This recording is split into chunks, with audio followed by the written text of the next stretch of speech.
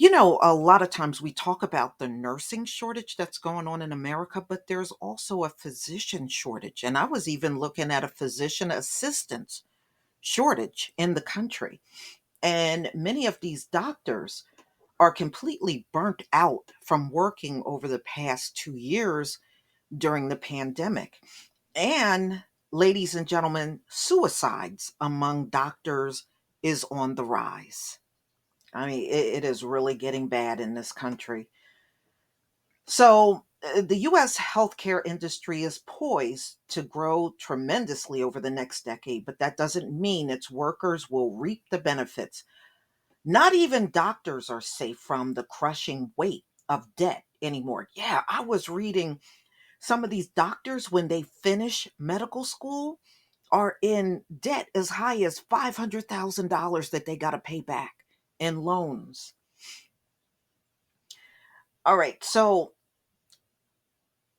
doctors are saying, they should have put during the pandemic provisions in place on student loans where it wouldn't have so much of an impact right now.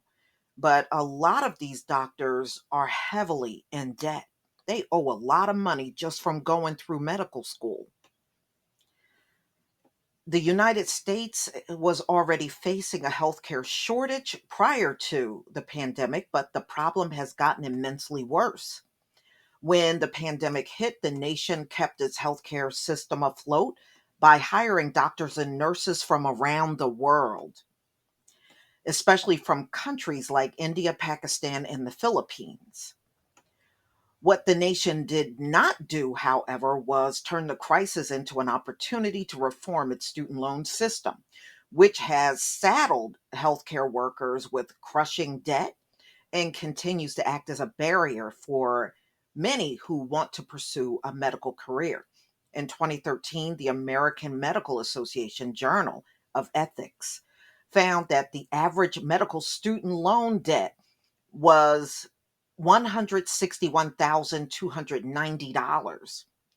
Much of the debt was thanks to hidden costs that ensnared new doctors over time, such as a compound interest, the cost of licensing and maintenance fee, and board exam fees. As of 2020, the number has risen to an average debt of $207,003.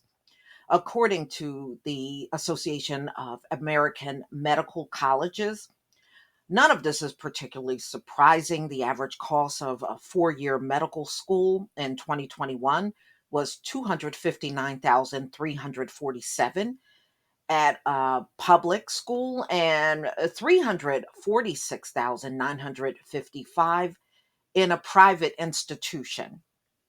Many students have taken out loans to afford residency and relocation costs, which amount to about $12,000 per person. Other parts of healthcare, dental school graduates have an average of 304 $834,000 in debt. For nurses, often the deal with same stress factors as doctors is far less. Of course, they get paid far less than a doctor, and their student loan debt is $57,600. Nurses who pursue a PhD can accrue $100,000 in additional debt. So many doctors are taught coping mechanism to help them compartmentalize their emotions and do their job well.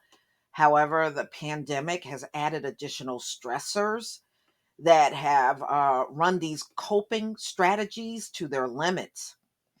Finance is already a major source of stress for people in the US, adding to the healthcare workers' burden and accelerated burnout or contribute to negative health effects like anxiety and gastrointestinal issues. Wow. A 2020 study by local and regional anesthesia found that 1 in 3 healthcare workers dealt with burnout. Student debt has been to blame as a contributing factor. in the rise of suicides among physicians, financial stress charges, the decision calculus in some heads, and they're saying a person has to weigh every decision on how they're spending their money. There's an increase in depression and anxiety, and this is among physicians symptoms, and they also are saying many of them are having trouble sleeping.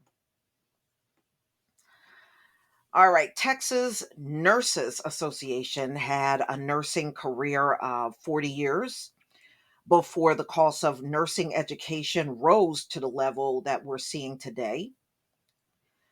Wow.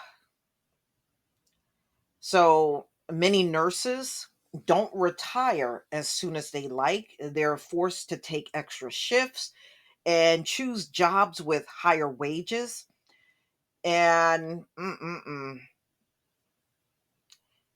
all right, so in this one nurse that's talking here in the article, they said almost every nurse has considered a traveler contract that can be so lucrative. Traveler nurses contracts are agreements between the licensed nurse, the agency, and hospitals looking to fill a specific need, such as parental leave and the retirement of an experienced nurse. The salary range for these contracts can be anywhere from $44,000 to $100,000. Nurses may be able to apply for a special loan repayment program, such as a Nurse Corps Loan Repayment Program or the National Health Corps Loan Repayment Program if they work in areas of medical shortages.